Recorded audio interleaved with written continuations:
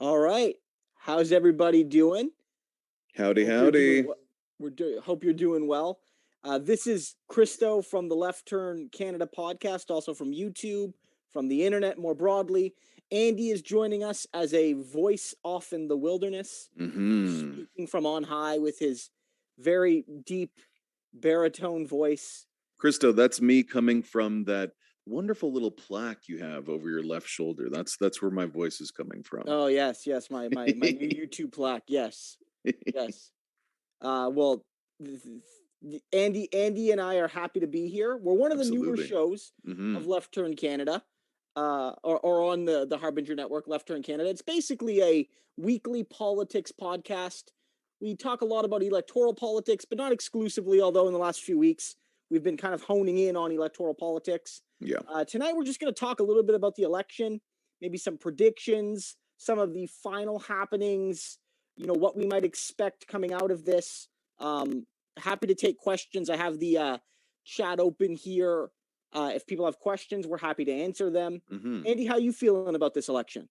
Oh, I'm excited. It's been good for us to really dive in and talk about this in a way that I did not expect. The most difficult thing for me has been not to completely succumb to nihilism every single week that we talk, because I'll come in with like a little bit of optimism, and then Christo will explain, well, actually, Andy, if you look at the numbers here and these patterns, life is still terrible. So even today, I want to kind of tie us into our first little story here. If you listen to our show, you'll know that we talk a lot about the lies and promises of Justin Trudeau. And it turns out today, more than anything, to be honest. Yeah. Maybe more than how many of our headlines are just a deviation of, Justin Trudeau is a liar. It's a lot of them, right? Yeah, a good third probably.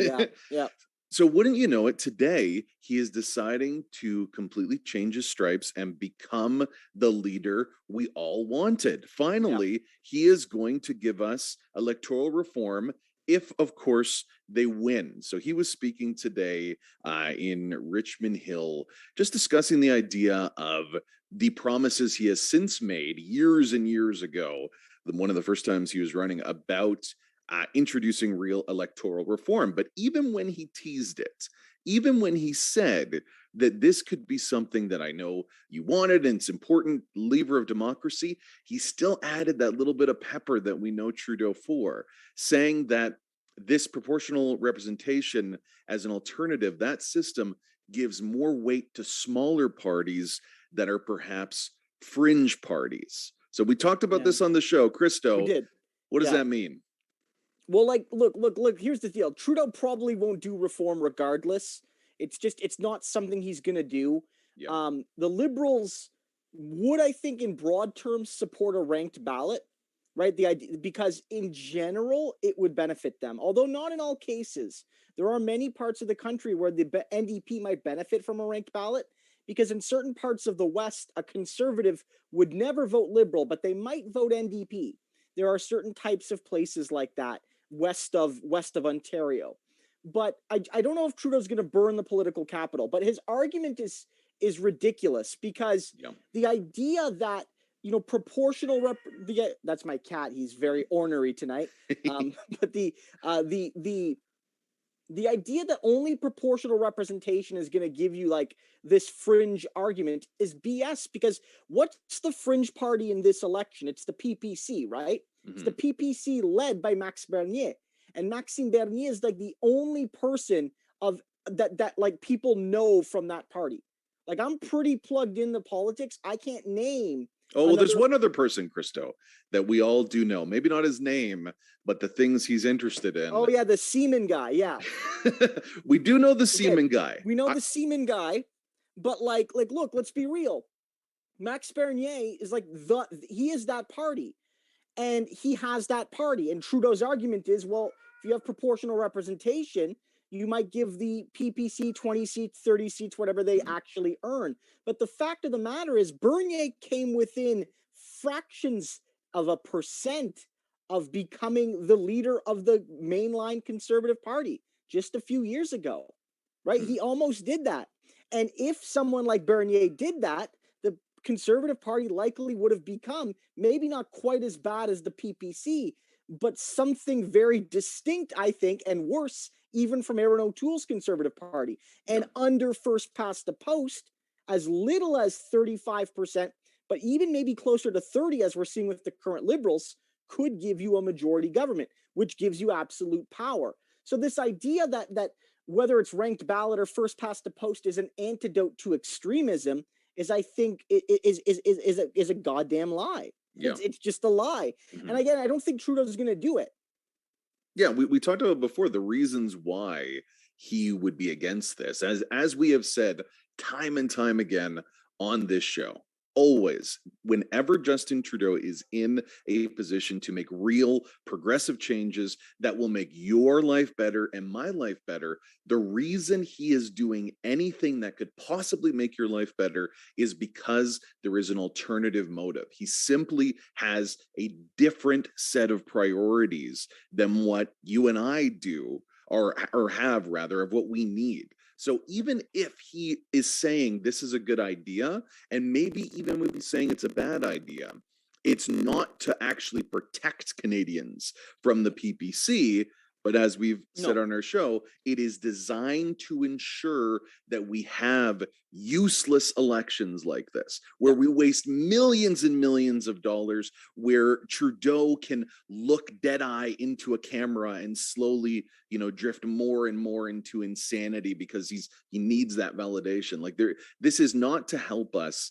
And if you think of it from that perspective, that if Trudeau is saying everything that he's suggesting is not to help you, it's really easy to cut through, a bit of this propaganda here.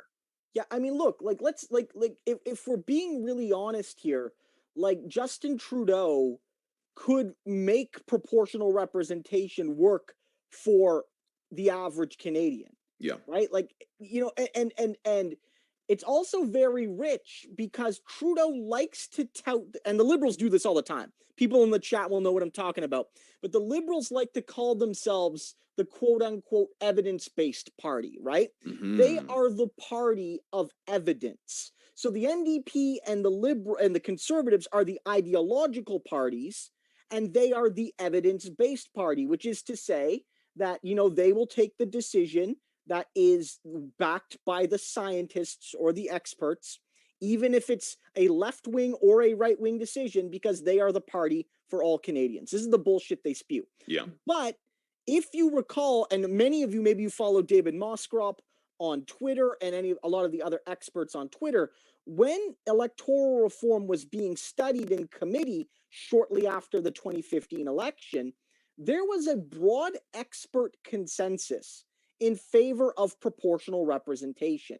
Over 80% of the experts agreed in proportional representation, not ranked ballot. And in fact, in many cases, people suggested ranked ballot can lead to more distortionary effects than first past the post. There are benefits to it. It does, to a degree, eliminate vote splitting within your riding. If you live in a riding where it's a true three-way race, and you really want to vote for a particular party, but you don't want, the Conservatives to win or the Liberals to win or whatever, then you can do that. And there is value in that. But it doesn't address the fact that it could still allow one party to get hundreds of seats more than what their actual real support is. Neither does it address the fact that if you happen to live in a riding that has more than 50% support for one particular party, it doesn't actually give voice to the other 50% minus one of the people. So it still disenfranchises, say, people in deep blue, deep red, deep orange ridings, right? Even like Elizabeth May at times has won her riding with more than 50% support. And so it doesn't help those people. And so only proportional representation gives seats in relation to the vote someone gets and minimizes the amount of people who are disenfranchised via wasted votes. Both people that vote for the losing party, but also people that vote for the winning party. Many Albertans right now, many Albertan Conservatives, their votes are wasted. If you live in rural Alberta, your vote gets fucking wasted. Yeah. Right? After the the 30,000th conservative vote gets cast, every other one is a waste. And so Justin Trudeau doesn't give a damn about electoral reform. Maybe he thinks by saying this he'll encourage a few more ABC switchers. I'm not sure, but it's just it's so scummy. What a scumbag. It is scummy, especially that it is at this final hour type of plea at this moment. In the same story that's talking about electoral reform, it mentions the other allegation, the other big liberal story, that one of the candidates in Toronto that was running Liberal has a history of a possibility allegations of sexual assault. Quite credible, right? Like, and there's also allegations that he lied to the military. I think what the Liberals did there very clearly was try to delay what they were going to do under the hopes that they could keep it murky enough, long enough to allow all the mail-in votes and all of the advance votes to get in, and then hope that that guy does win the seat, right? And if he wins the seat, they can either force him out, basically demand he resign from Parliament, and maybe he will, and then hold a by-election and try to win it again, or have him sit as an independent where he's basically going to do nothing. They do not want the NDP under any circumstances to win that seat, because if they do, that's a seat for the NDP, and that gives the NDP a bit of a beachhead again in Toronto, which the party hasn't had in the last couple elections. Yeah, I do wonder if we are going to see that in Toronto, just with the changing dynamics of what the NDP is able to offer. But like you said, we need to have at least one of those switch ups, or else it's going to be unlikely to have any sort of momentum there. We have a question in the chat from Jeff Tist. I think I said that correctly. What do you think of Singh's support of Horgan? He actually just tweeted out a little while ago, within the last hour. Thanks for the support, John Horgan. We've got an amazing team in BC and across Canada who will always fight for what people need. On Monday, people can vote, and then how you can vote, doing a subtweet there. So on our last week's show, we talked a lot about, different criticisms that people would have for you, or just the idea of you voting NDP. And it was a lot of, and a vote for the NDP is for the Liberals, how are they even that different? We went over all that. We didn't have a lot of chance to go over the criticism from the left of the NDP. One of the biggest takes that we got, the question that we got by far the most from the left, was this one, Christo. Jagmeet and his support of Horgan. People in BC know it's not working out. So why do you think he's like this? Let's hear it. We talked a little bit about it. One of the arguments being, the main arguments we talked about, because they were the most common, and these are the people that the NDP would likely need to flip. It's like, what about Bob Rae? What about the money? They can't win because of first past the post, blah, blah, blah. But no, this is a legitimate criticism, because John Horgan fucking sucks in a lot of ways, right? Oh, yeah. Like, look, he's better than the alternative that was on offer. He's better than the BC Liberal Party. He's, but like John Horgan hasn't done nearly enough. He hasn't done nearly enough. Like, we're not, like, even beyond just the general climate catastrophe, the reality is, like, he hasn't even done enough. Like, where's the pharmacare? Where's the dental care? The sick days? Like, he needs to do more, right? And I get the quandary Jagmeet is in. Horgan remains popular. He won a massive majority government. The NDP has a ton of seats in British Columbia, and the voters largely overlap. And so I don't know what else he can do at this moment from a raw realpolitik perspective, because he gains almost nothing by criticizing Horgan. Like, if we're going to be perfectly pragmatic here, the type of leftist that isn't voting for the NDP because he isn't criticizing John Horgan is like 1% of the population, right? Maybe 2% of a percent, maybe even. And so it's from a moral perspective, he should tell Horgan he needs to do better, but he's not going to do that, right? He's not going to do that. I don't know. Like, Horgan is clearly not making full use of his majority mandate. He's not doing it. I guess maybe shameful. Yeah, it's shameful. To continue with the line of questioning now. So like you said, there is not any advantage for Jagmeet to make these criticisms, especially now that percentage is at a half of a half of a half. What about the proposed criticism that I think could be, a little bit more mainstream, still a small percentage of people that are worried that any sort of federal NDP leadership would mirror the types of governments like what Horgan's doing in BC. Yeah, or I think like that's a Notley. little Yeah, more, no. yeah. I mean, look, I think that there's the reality that in a capitalist society, like, you are constrained by capital. That doesn't excuse, you know, following through on your promises. What I would say is a few things. One, Jagmeet Singh is running on a more left-wing platform than Rachel Notley and John Horgan did.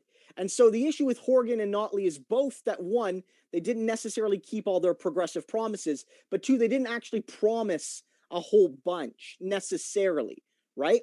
You know what I mean?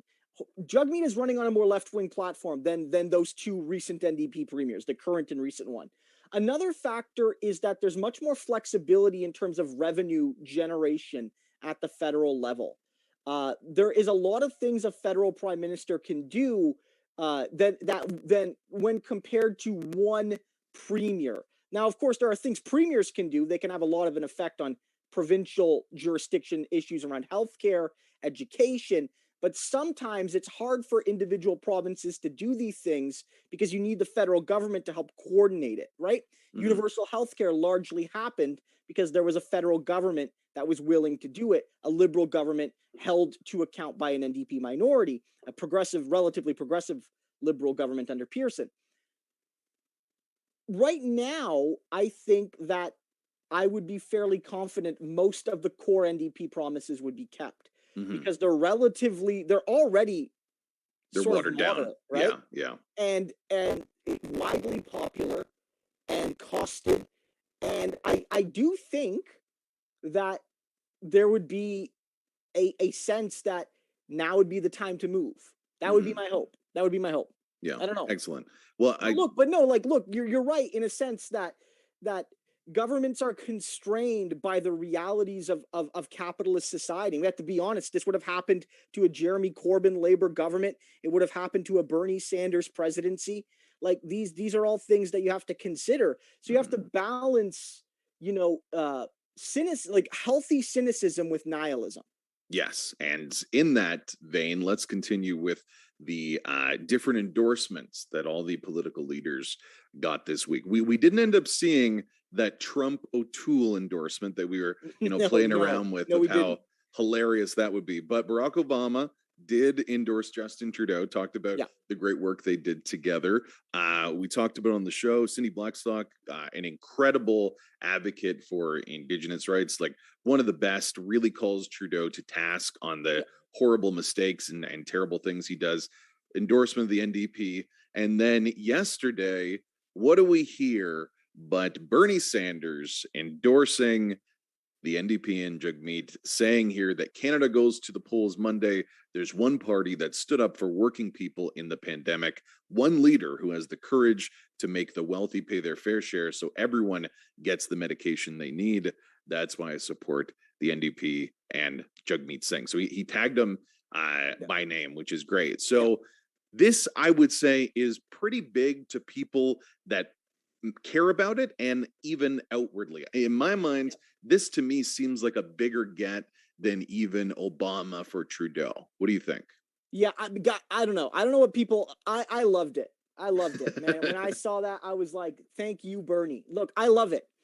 I love it. I don't think it's hypocritical. I think like we're trying to build international left-wing solidarity. And I think it's kind of nice that Bernie Sanders shouted out Jagmeet Singh. I think that if you're going, I think the Parliamentary Budget Office is a nonpartisan body that I think is fair-minded. And so when they did the NDP tax plan, I think they did it right. But it also is a fair criticism to note that, capital is mobile. And I think that if you're going to tax the rich, you're going to need to build some left-wing solidarity. And you saw that with the group Progressive International, which was founded in part by Bernie Sanders, and Nikki Ashton plays a big role in it. Jeremy Corbyn plays a role in it. I think Naomi Klein plays a role in it. And they've had a campaign saying to tax Amazon, on the understanding that, you know, you need to make it an international thing, right? These companies are truly global. They might be headquartered in one place or another, but they're truly transnational. And so you need a transnational alliance of the left. And I think that it's good to see, you know, Bernie Sanders make that endorsement. I think it is bigger than the Obama one for a couple reasons. One, Obama already endorsed Trudeau last time. Yeah. And so there's diminishing returns, right? Like it was a big deal last time. It's still kind of a deal this time, but people were sort of expecting it. But I think this really matters in a lot of ways because I think a lot of liberal voters assume that Bernie was with them.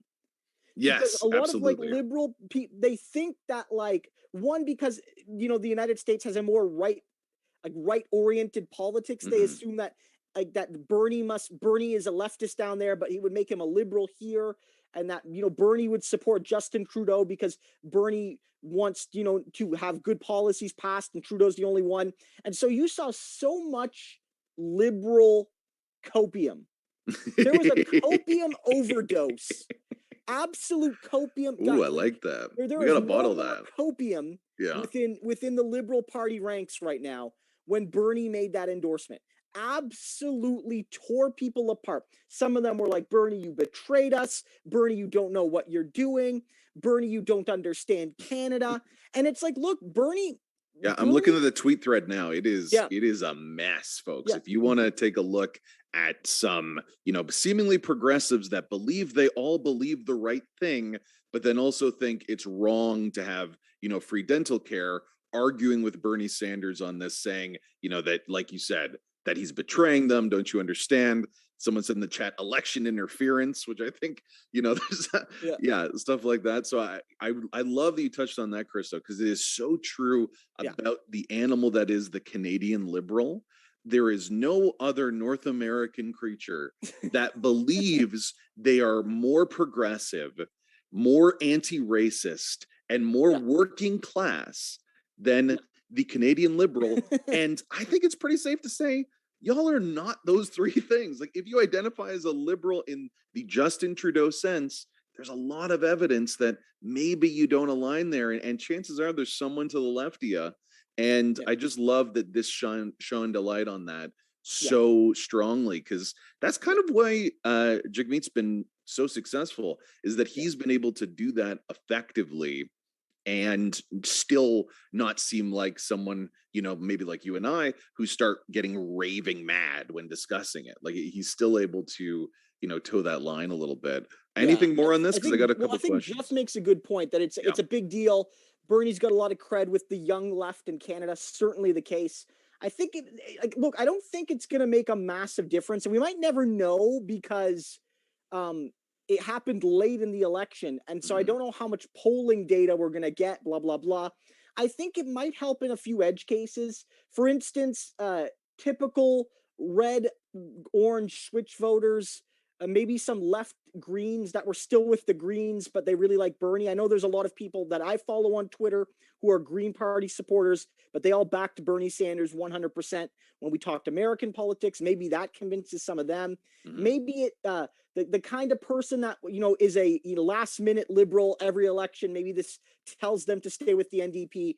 But I think I just thought it was really great to see. I thought it was really great to see. I saw a question. Yeah, no, I got it here for you, Christo. So this is from Toby Tugboat, dope name.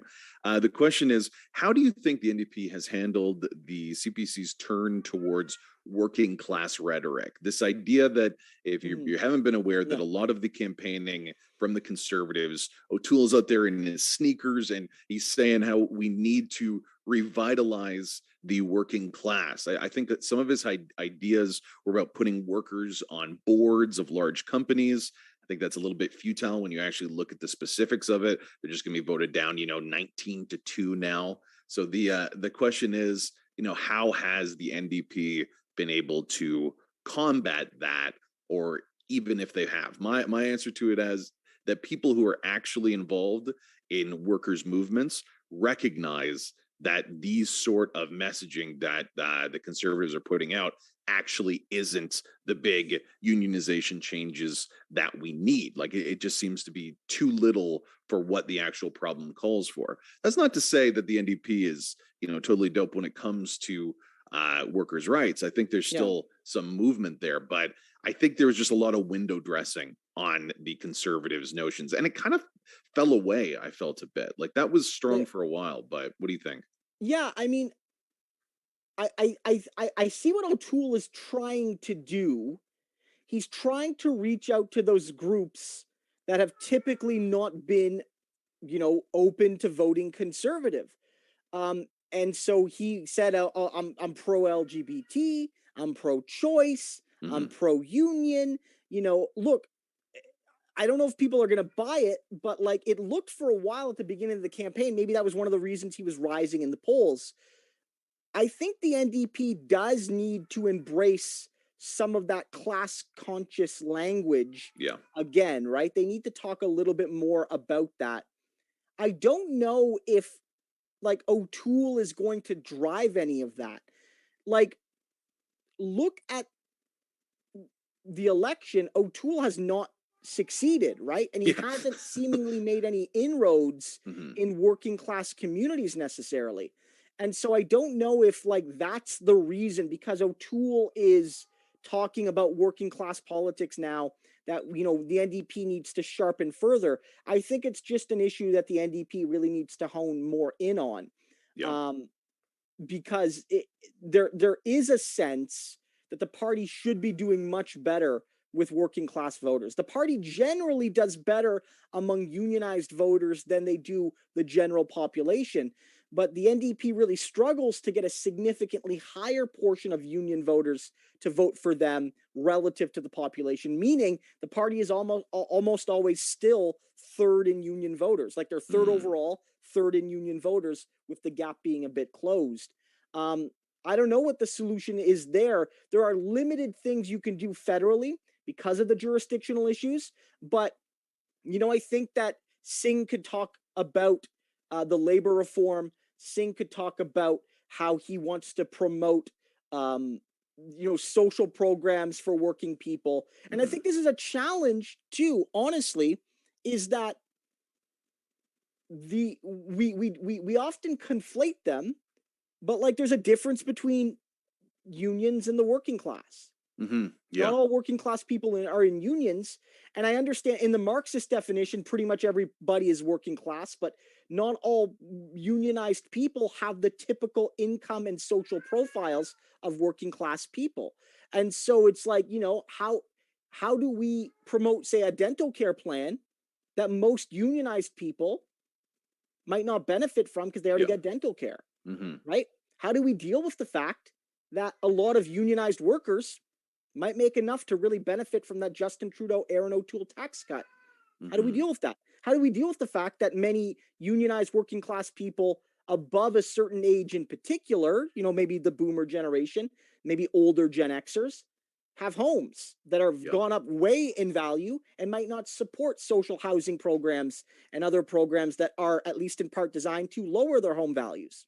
And so I think this is a challenge for the left in Canada, is that to what degree has like the elements of the working class started to benefit from center-right policies that hurt the ununionized, precarious, young working class?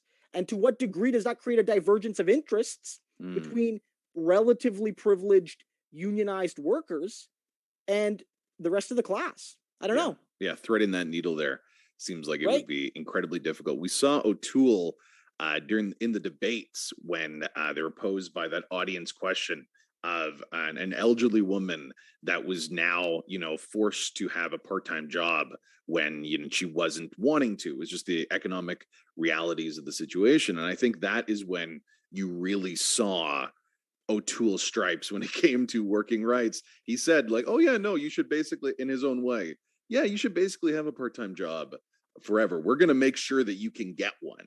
And those that divergence between the the NDP. NDP's made a lot of mistakes on this. Look, I'm not gonna look. For instance, they've done that. As somebody made a really good comment. What are you looking for here? Sean Meat said here, the NDP always self-consciously contorting and compromising themselves, or compromising with themselves before they even get into the fight. 100%.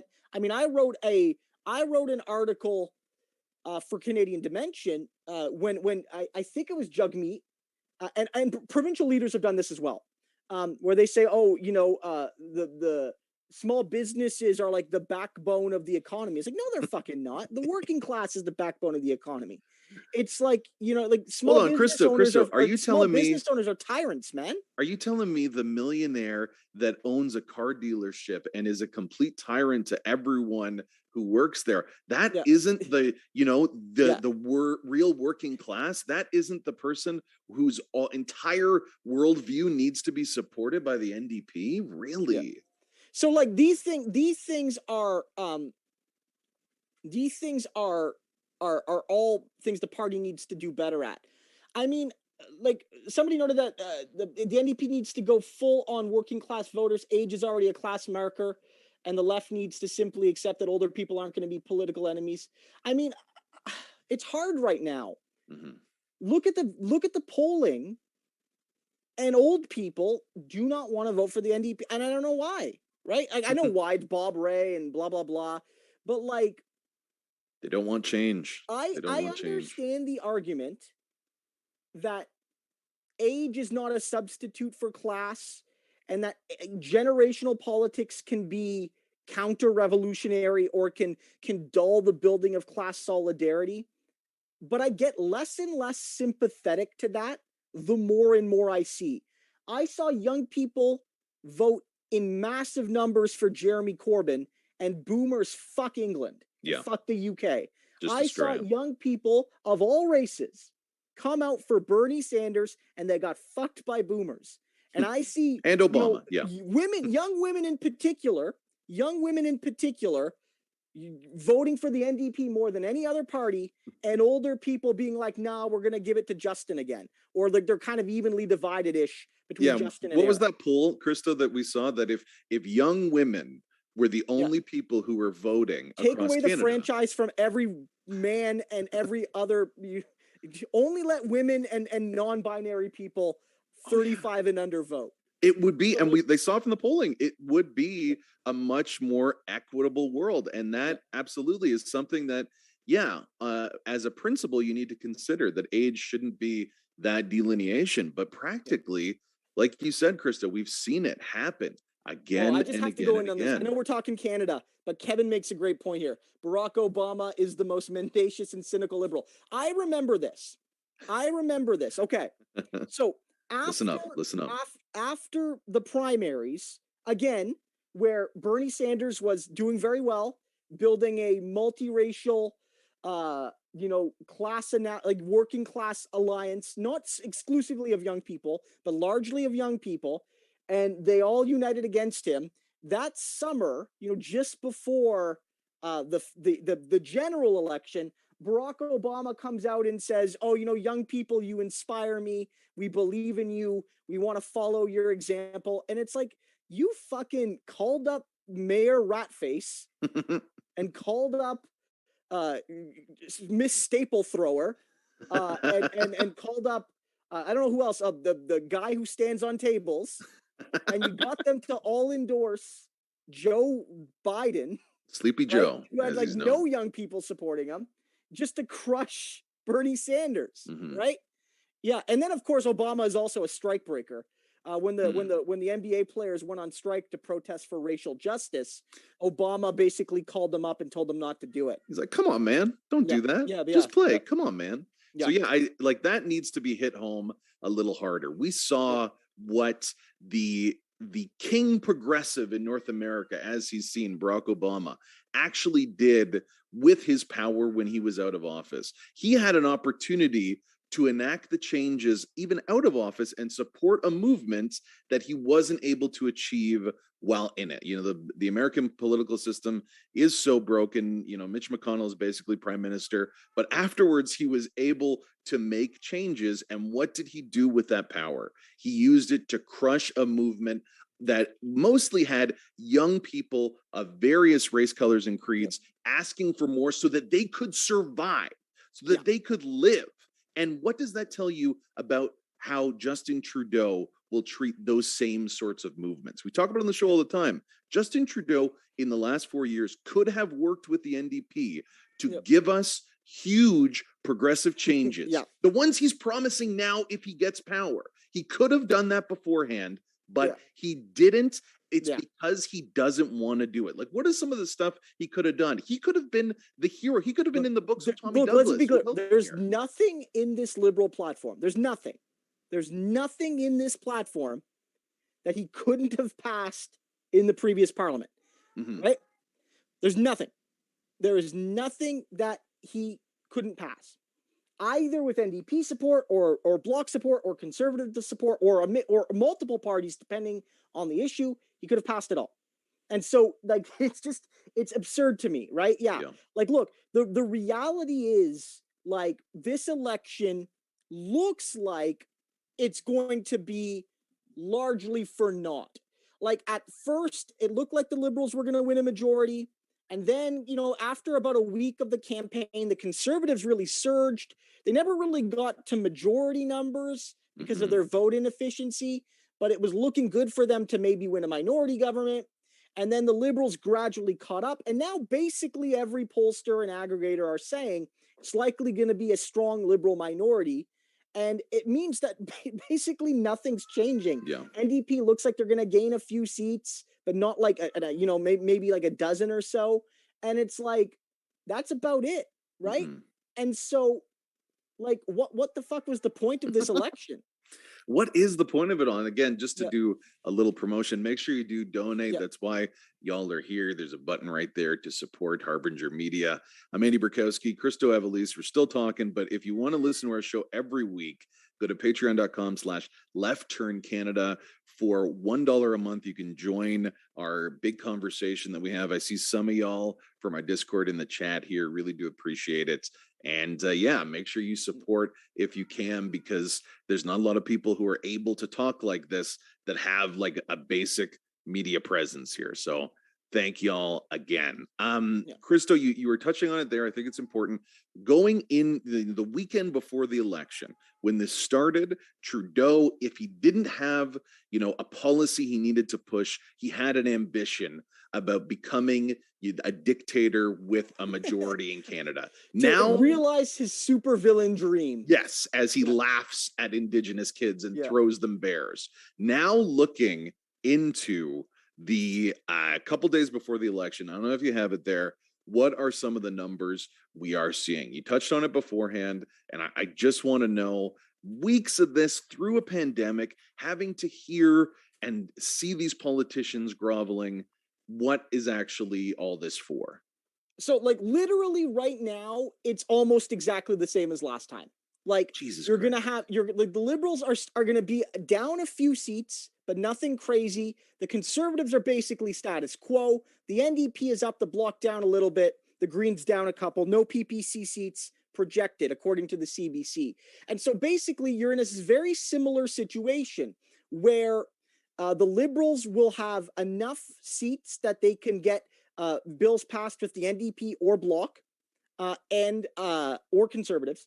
And it would still take multiple parties to unite to stop them, giving them a very strong minority. So it's very status quo for the most part. And that's according to the CBC. 338, another aggregator that's generally does a pretty good job, gives something quite similar. They have the Liberals in a bit of a better position in vote, but less in seats, actually, where they suggest that the Liberals will have about 147, but again, in a position where either the NDP or the Bloc could support them on an issue, or the Conservatives, of course.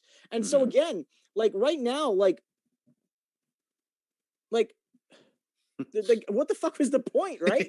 And like, look, we all know why Trudeau was going to call this, right? And I've said this on social media, is that look, there are sometimes you have an election in a minority parliament when the other parties pull down the government. That has happened in Canadian history, right? A government loses confidence of the House. Elections happen. There are other times where the sitting party has a policy they want to pass, but they do not have the votes in parliament to get it done. And they think it's important enough that they want to go to the people to get a mandate for that policy, right? That's another example of that has happened in the past. But this was neither. And so the only logical explanation is, one, it's ego for Justin Trudeau. Like, it's just, and that's a big ego. one. He wants to win because he feels he can win.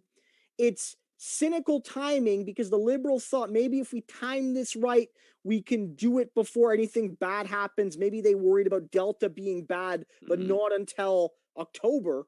And so they felt, okay, we can get this in now, lock it in. And I think the biggest reason is Trudeau wanted a majority, which would give him 4 years of power, but also allow the Liberals to approach austerity. They're not going to run on it because it's unpopular, but it would allow them to do some austerity and still give them time to like hope people forget about it in the third and fourth year of their government when they can pretend they give a damn about the people again. You can't really do that in a minority because minorities are too short. And I think that was his goal. He wanted to do some austerity. He wanted to do some right-wing shit. Didn't want to do it in a minority. Like, just to cut in there, like, if you had to think about why, because publicly facing, they call him the PRPM because he definitely cares a lot about how he is presented and being seen as an ally, a feminist, someone who is a friend to the progressives. If this is the possible goal of just enacting austerity and other right-wing agenda, what does that say about Trudeau? Like, is, in your opinion, again, we're not in his mind palace, we don't know what he's gone through. I think any fail son that gets into politics is going to be a little twisted.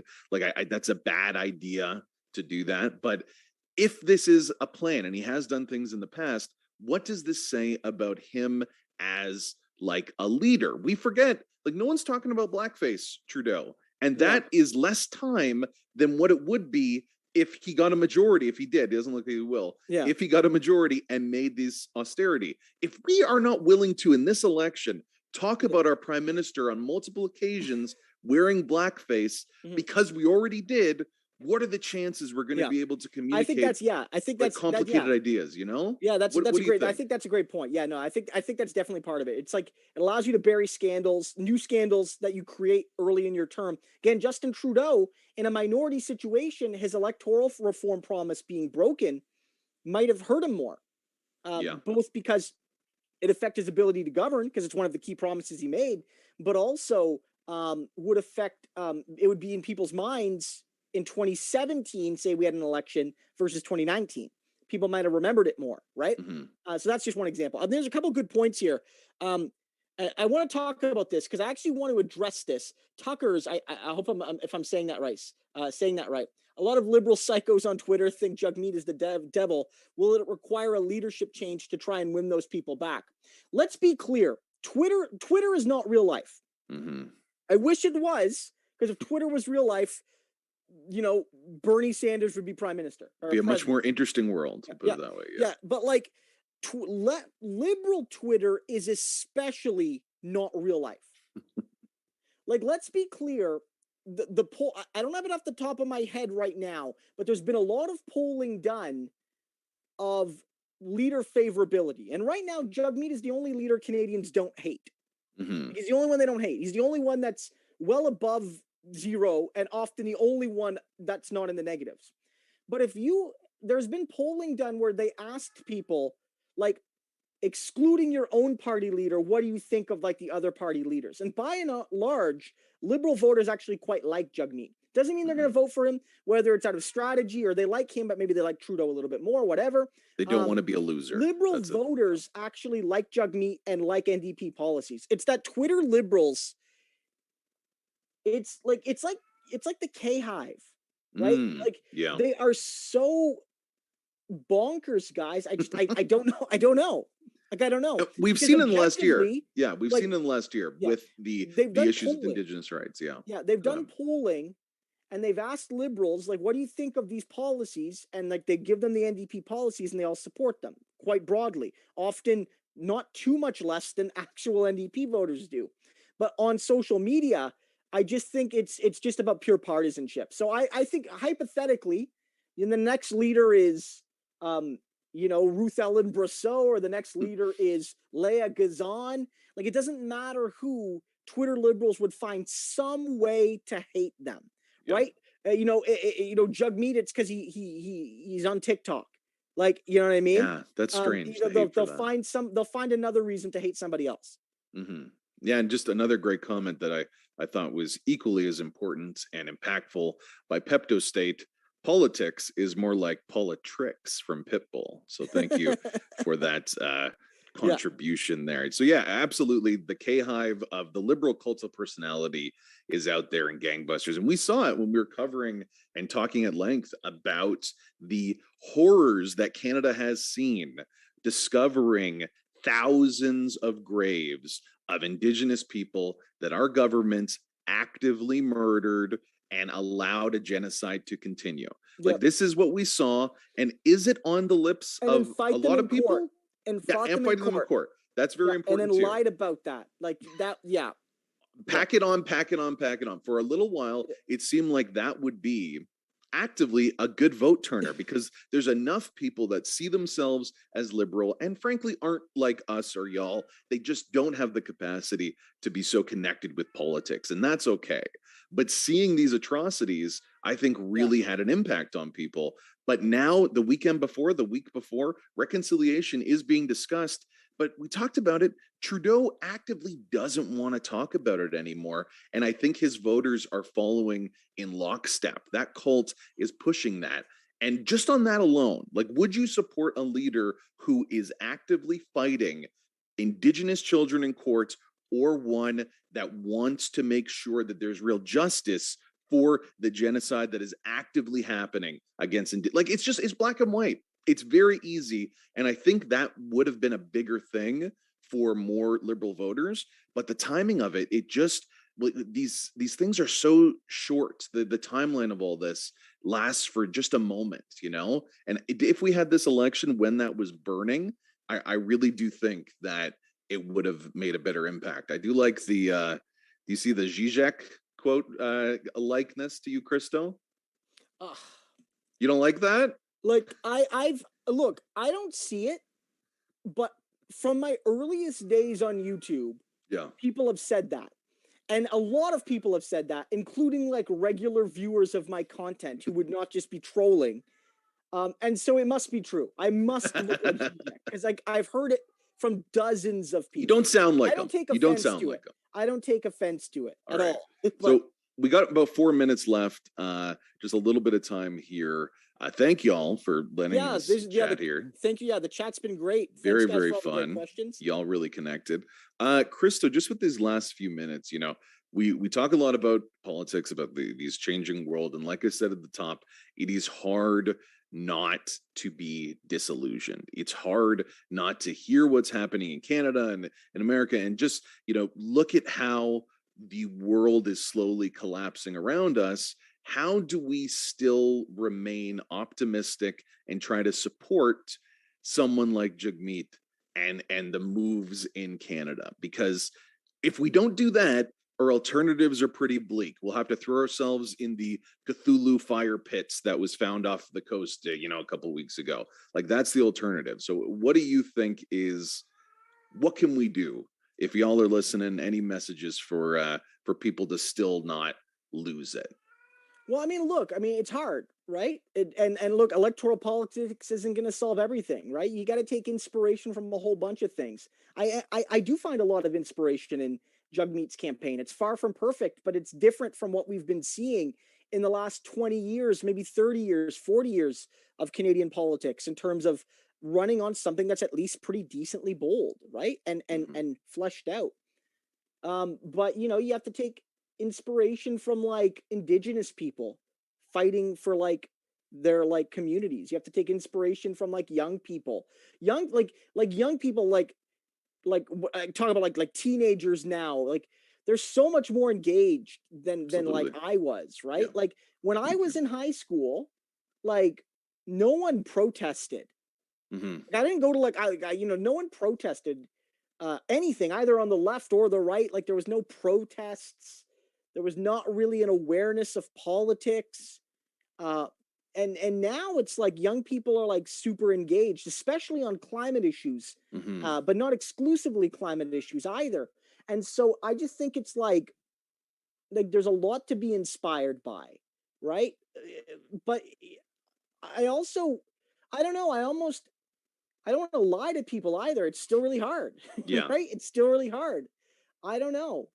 I vacillate Well, day you to touched on it day there, or though. month to month Yeah. about like what we're gonna do, because it is hard, and even the NDP isn't offering like the ultimate solutions we need, and the labor movement in Canada isn't offering the ultimate solutions we need, and even like there's not, you know, I don't know. Yeah. We haven't yet built that drive on any mass level to fundamentally address the fact that, you know, we're living in a climate crisis that's going to require a response probably similar to that of World War II, and no one's willing to marshal those resources within even like within the political sphere, and then within most of the left-wing groups outside of politics. No one's ready to like make that call yet. And I don't know. Yeah, and I think of the one line that I think we've all heard in the last half decade.